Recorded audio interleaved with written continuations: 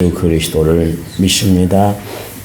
그는 성령으로 잉태되어 동정녀 마리아에게서 나시고 본디오 빌라도에게 고난을 받아 십자가에 못 박혀 죽으시고 장사된 지 사흘 만에 죽은 자 가운데서 다시 살아나셨으며 하늘에 오르셔 전능하신 아버지 하나님 우편에 앉아 계시다가 거기로부터 살아있는 자와 죽은 자를 심판하러 오십니다. 나는 성령을 믿으며 거룩한 공교회와 성도의 교제와 죄를 용서하는 것과 몸의 부활과 영생을 믿습니다. 아멘. 찬송가 411장입니다. 411장.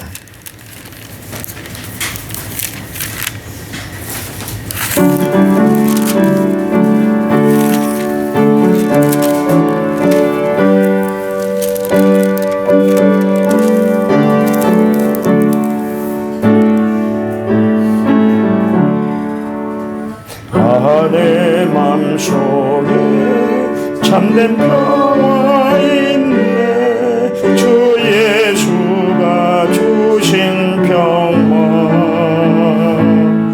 시험 닥쳐와도 흔들리지 않아.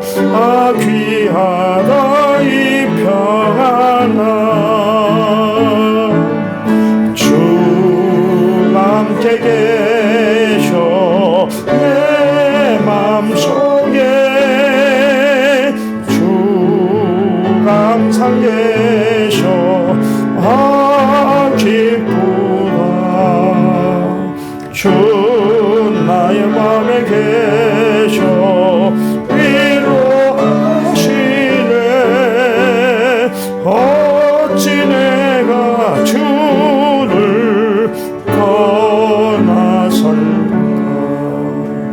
이 귀한 평화 내가 받고 보니 내 슬픔이 사라지고 마음의 기쁨 넘쳐 주를 찬양하네. 아 평화의 인근 예수. 주가 항상 계셔 내 맘속에. 주가 항상 계셔. 아 기쁘다. 주 맘에 계셔. 위로해주네. 어찌 내가 주를 떠나 살고. 주 날개 아래 내가 사는 동안 이 보배를 빛내리라. 기쁜 그날이 주를 만나 뵐 때. 아 그 평화 영원하리. 주가 항상 계셔 내 맘속에.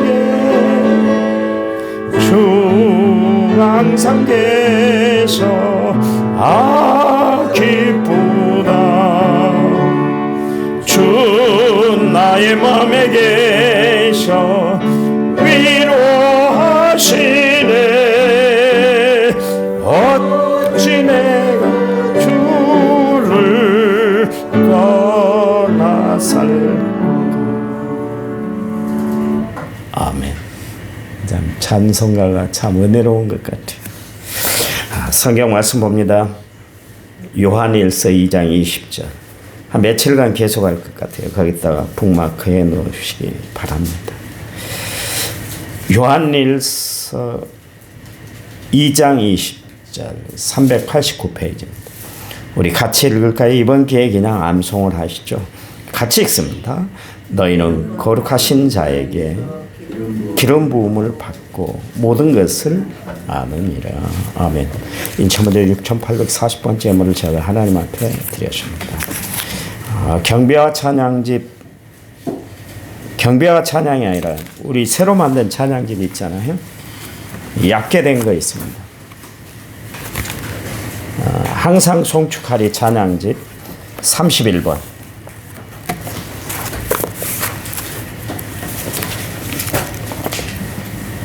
내게 주어진 하루를 감사합니다.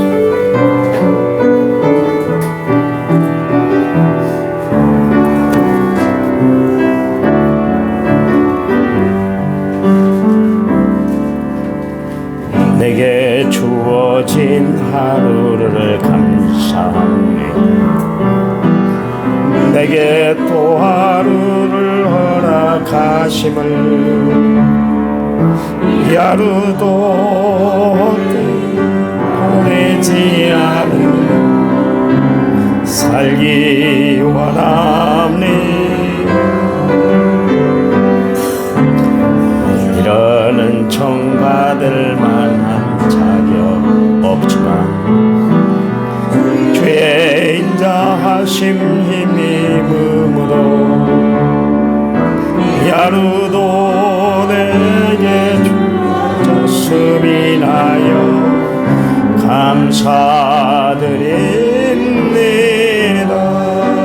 아멘. 이 하루도 정직하게 하소서. 이 하루도 친절하게 하소서. 내가 만나는 모든 사람들에게 자비를 베풀게 하소서. 이 하루도 유하게 하소서. 아멘. 이 하루도 겸손하게 하소서. 젊음을 지치게 만든 이들에게 용서를 베풀게 하소서. 내게 주어진 하루를 감사합니다.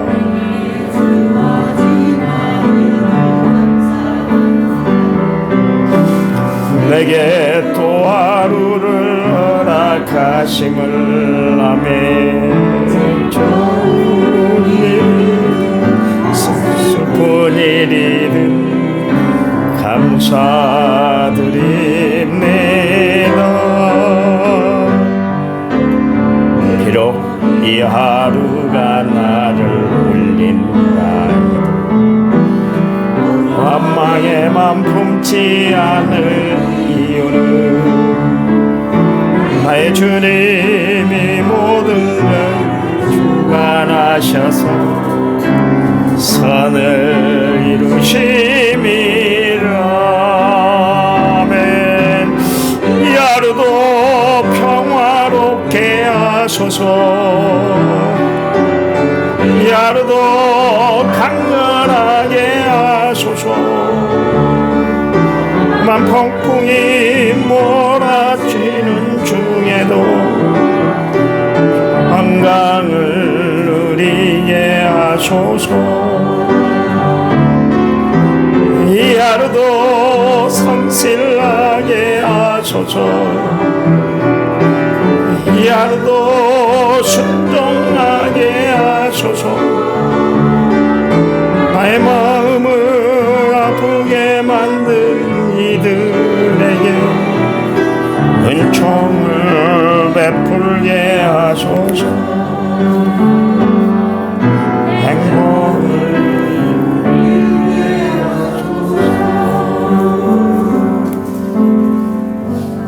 아멘. 이 찬양이 여러분의 삶의 간증이 되시기 바랍니다. 성경은 우리에게 부지런하라, 부지런해야 될 것에 대해서 말씀을 하고 계세요. 게을러 나태하면 안 된다. 그게 이제 성경의 요점이죠. 그래서 심지어는 열심을 품고 주를 섬겨야 된다. 그렇게까지 우리에게 이제 열심을 강조하고 있습니다. 사실 하나님이 우리에게 열심을 강조하고 있지만 하나님은 진짜 열심이신 분이에요. 얼마나 열심이신 분인지 모르겠어요. 하루는 엘리야가 잔뜩 시리에 빠졌잖아요. 이세벨의 간계의 소리를 듣고 간이 콩알만해져가지고 부엘세바 노렘나무 아래 가서 죽기를 갈망을 했잖아요.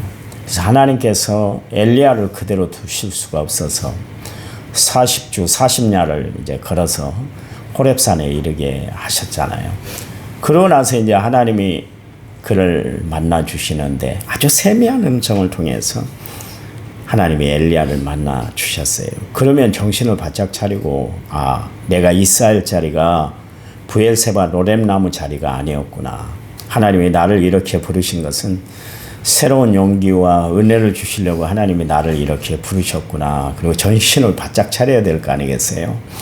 근데 엘리야가 그러질 못했어요. 계속 낙심했어요. 하나님의 그 세미한 음성을 듣고도 바로 일어서질 못했다. 그런 이야기입니다. 엘리야의 모습이 우리의 모습일 수가 있어요. 주변에서 힘내세요. 용기 내세요. 내가 기도하고 있잖아요. 하나님의 말씀이 이렇게 증거되고 있잖아요. 그러니까 이 말씀을 받고 힘을 얻고 살아가세요. 말씀을 들었을 때는 아멘 그렇게 해야죠. 그래 놓고는 뒤돌아서면 마음의 염려, 근심, 걱정, 불안, 초조가 막 또 쳐들어오지 않습니까? 그런 것처럼 엘리야도 역시 마찬가지였어요. 그러고 나서 엘리야가 막 낙심천만에 있으니까 엘리야야 너 왜 그래? 도대체 너가 왜 그러니? 그렇게 이야기하니까 주님 내가 우리 조상들만큼 정말 열심히 한다고 열심히 했는데 이스라엘 나라에 그런 열심을 낸 사람은 나 한 사람밖에 없는 것 같아요. 그랬어요. 그게 낙심의 원인이었어요. 사방을 둘러봤더니 자기를 용기 있게 해주고 자기를 북돋아주고 자기를 협력해주는 사람이 한 사람도 없더라. 그 생각이 막 든 거예요. 여러분 생각을 잘하고 살아야 돼요. 우리가 생각을 자칫 세상에 뺏기고 마귀에게 뺏기고 내 형편과 사정에 뺏기면 신앙을 잃어버려요. 그리고 내 자아를 구렁텅이에 넣어버릴 때가 있습니다. 그러니까 예수 믿는 사람들은 생각을 하되 예수님을 깊이 생각하고 살아가시기 바랍니다. 세상 깊이 생각하면 우울증이 찾아와요. 절망해요. 우울증이 얼마나 무서운 병인지 여러분 잘 아시잖아요. 예수 믿는 사람들은 우울증을 타파하고 살아가야 돼요. 아무리 환경이 어렵고 힘들다 할지라도 왜? 하나님이 나와 함께 하시기 때문인 줄 믿으시기 바랍니다. 하나님이 함께하면 능히 이겨내잖아요. 감당할 수가 있잖아요. 엘리야가 그렇게 시리에 빠져 있으면서 하나님 앞에 항변을 했잖아요. 그랬더니 하나님 뭐라 그러세요? 야, 바알 앞에 무릎 꿇지 않는 사람이 7,000명이나 있어. 너는 너를 바라봤을 때 이스라엘 나라에 나밖에 없다고 그러지만 나는 벌써 준비를 시켜놨어. 7,000명이나. 너만 일한 줄 알아? 너만 갈멜산에서 불이 내리게 했던 건 줄 알아? 네가 기송강까지 데리고 와서 바알과 아세라 선지자 850명을 네가 참수를 시켜 너가 단단한 열심히 있었는 줄 아는데 나는 더 열심이야. 7,000명이나 있어. 그러면서 엘리야의 콧대를 딱 꺾어놓잖아. 거기서 겸손을 배우고 다시금 엘리야가 사역을 감당해 나갔던 것을 알 수가 있어요. 하루는 예수님이 베데스다라는 뜻이 뭡니까? 자비의 집. 거기에 38년 동안 아무 일도 못하고 병자로 살았던 사람이 있었어요. 근데 언제든지 물이 한번 동하면 제일 먼저 들어간 사람이 그 병을 낫는다는 그런 전설이 있는 우물이었습니다. 이 사람이 들어가려 해도 몸을 움직이지를 못하니까 누가 자기를 연못에 던져주는 사람이 없었기 때문에 가져다주는 사람이 없었기 때문에 그의 질병을 안고 평생 아쉬움만 삼키면서 그렇게 살고 있는 사람이 있었잖아요. 예수님이 그날 베데스다 연못에 있던 그 사람 38년 동안 병으로 고통받고 있던 사람을 예수님이 낫게 해주셨어요. 그때 그날이 무슨 날이었어요? 안식일이에요. 그러니까 유대인들이 난리 굿이 났습니다. 제가 유대인으로 살면서 안식일 날 병을 고쳐줬다고. 그래요. 근데 이 사람이 그때는 38년 된 병자가 예수님인지 몰랐어요. 근데 우연한 기회에 성전에서 예수님을 만났어요. 그러니까 그때 그 사람이 내 병을 고쳐주는 분이 예수님이구나 그렇게 이야기를 했어요.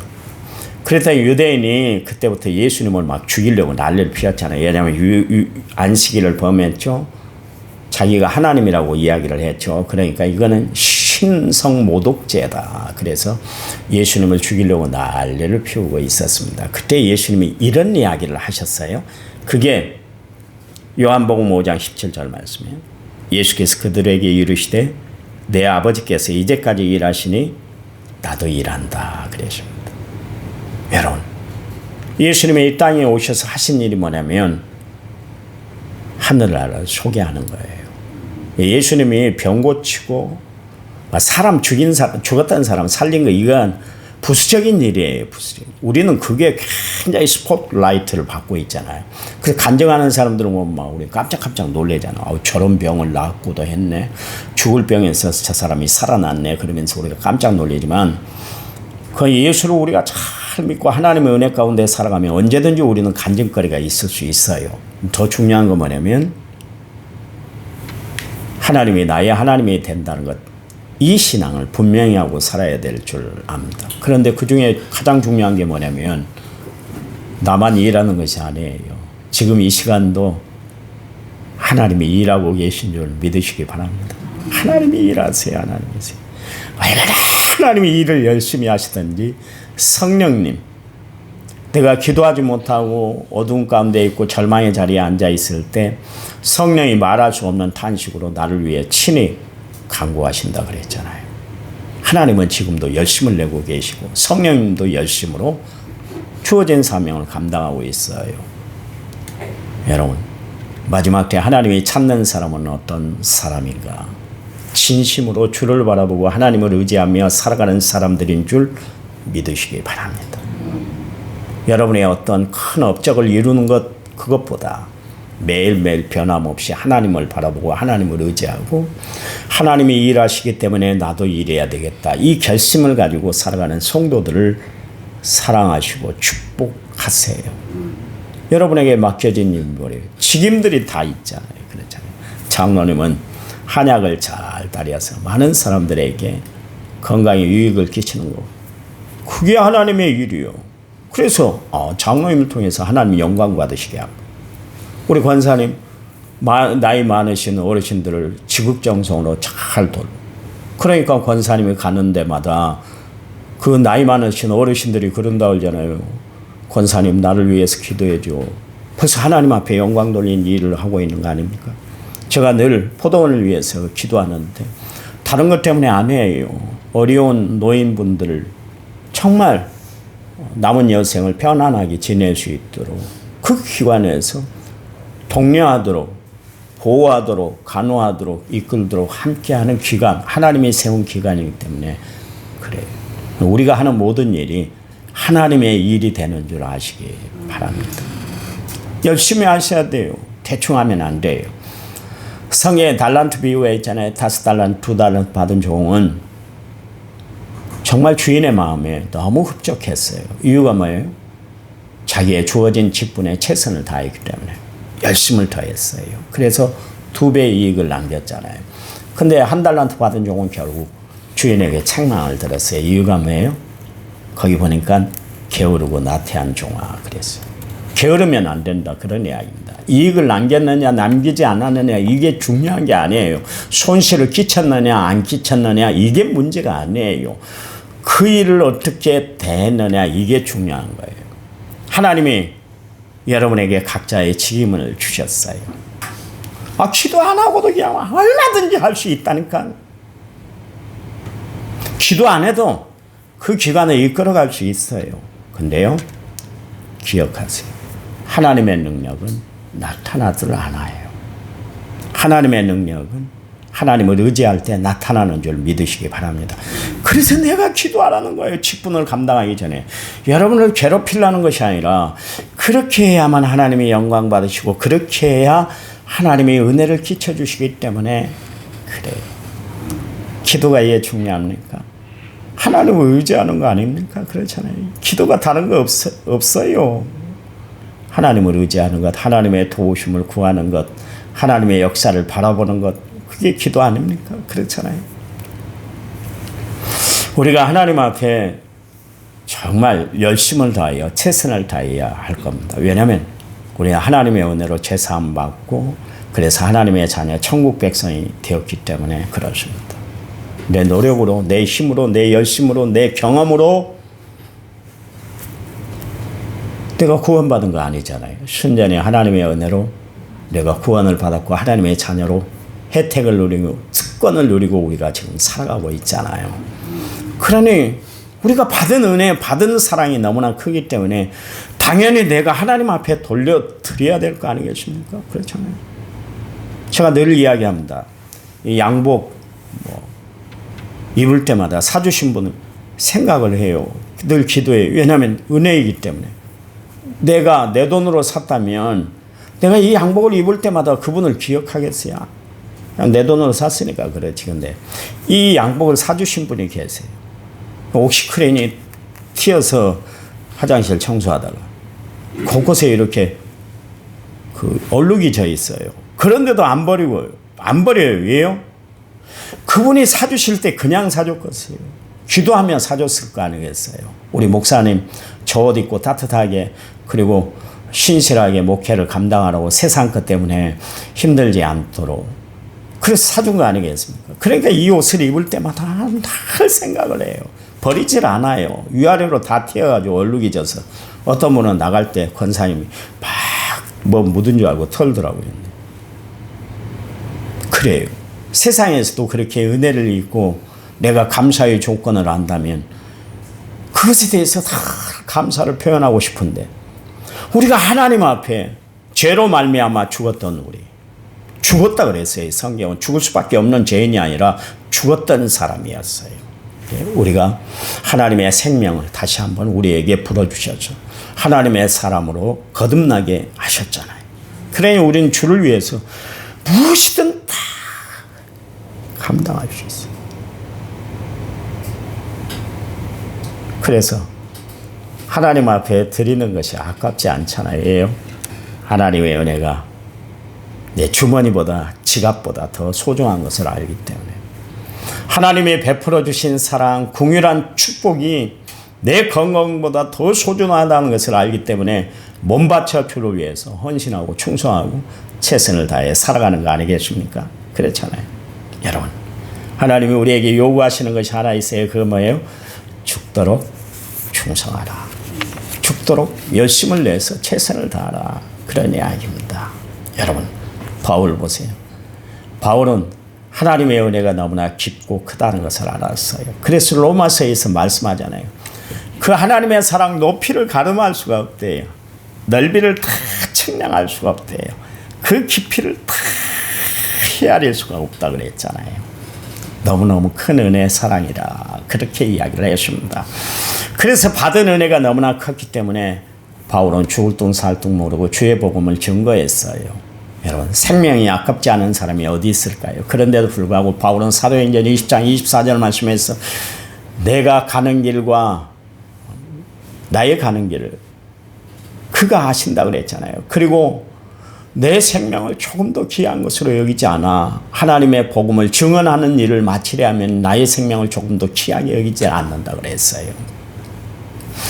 바울이라고 왜 생명의 위협 앞에서 두려움이 없었겠어요? 사는 것에 대한 죽음에 대한 그런 두려움이 없었겠어요. 그런데도 불구하고 그가 모든 것을 이겨낼 수 있었던 비결은 뭐냐면 하나님의 충만한 은혜를 날마다 기억하며 살았기 때문에 그렇습니다.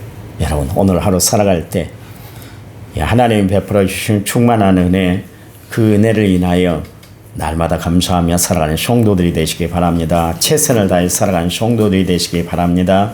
그래, 하나님의 은혜가 내 마음을 뜨겁게 할 거예요. 하나님의 은혜가 내 발걸음, 사명의 발걸음을 지치지 않게 만들 것입니다. 하나님의 은혜가 나를 나되게 만들 거예요. 오늘도 하나님의 은혜 정직한 삶이 되어 정말 맡겨진 일에 최선을 다하고 살아가는 성도들이 되시기 바랍니다. 오늘은 보니까 요한이 하나님이 내려주신 은혜에 대해서 이야기를 하는데 본문만 읽고 마치겠습니다. 내일부터 이제 또 본문에 다시 들어가겠습니다만은 거기 보니까 너희는 거룩하신 자에게서 기름 부음을 받고 모든 것을 안다. 하나님을 아는 비결이 하나 있어요. 그 뭐냐면 성령 받으라 그 이야기입니다. 하나님의 기름 부으심을 베푸는 자. 누가 기름을 부어주세요? 성령님. 여러분 성령이 아니고는 예수를 주라 시인할 수 없어요. 성령이 아니면 우리가 하나님의 일을 감당할 수가 없어요. 왜요? 하나님의 일은 성령을 통해서 이루어지는 역사이기 때문에 그렇습니다. 그래서 예수님이 제자들에게 성령 받으라 그랬잖아요. 그 500명의 사람들에게 성령 받을 것을 이야기를 했잖아요. 예루살렘을 떠나지 말어 몇 날이 못 돼서 너희들에게 성령이 임할 거야. 그 말씀을 의지해서 500명 중에 110명만 그 말씀을 의지했어요. 그리고 정말 마가의 다락방에 들어가서 기도했더니 성령을 충만히 받았잖아요. 사도행전 1장 8절 말씀에 성령이 너희에게 임하시면 너희가 권능을 받아 그랬습니다. 권능을 받는다는 것이 능력을 받는다 그런 이야기입니다. 여러분 나이가 들면 들수록 우리가 일을 못하는 이유가 뭐예요? 능력이 없기 때문에 그래요. 그렇잖아요. 힘이 없기 때문에. 기가 꺾이기 때문에 그런 거 아니겠습니까? 그렇잖아요. 하고 싶어도 못해요. 그건 뭐냐면 나에게 능력이 없기 때문에 그래요. 능력이 사라지고 있기 때문에 그렇습니다. 이건 어쩔 수 없는 거예요.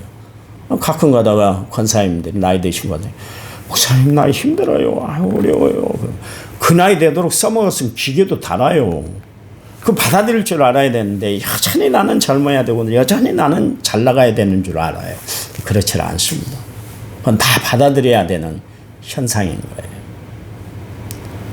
그런데 보세요. 성령을 받으면 사람이 달라져요. 보는 눈이 달라져요. 힘이 나요. 그래서 바울이 이야기를 했잖아요. 내 겉사람은 후패하지만 내 속사람은 날로 새로워진다. 그랬잖아요. 하나님의 능력이 임하면 나의 능력이 아니라 하나님의 능력으로 모든 것을 감당해 나가는 줄 믿으시기 바랍니다. 오늘 아침에 기도할 때 하나님 능력 주세요. 능력으로 나를 덧입혀 주세요. 하나님 앞에 기도하시기 바랍니다. 하나님 감사합니다. 주를 의지합니다. 하나님을 바라봅니다. 하나님을 신뢰합니다. 주의 도우심을 구합니다. 우리에게 필요한 능력 하나님이 이 시간 허락해 주셔서 정말 주의 일들을 복되게 감당해 나가는 저희들 되도록 축복해 주시옵소서. 예수님 이름으로 기도했습니다. 아멘. 우리 합심해서 기도합니다.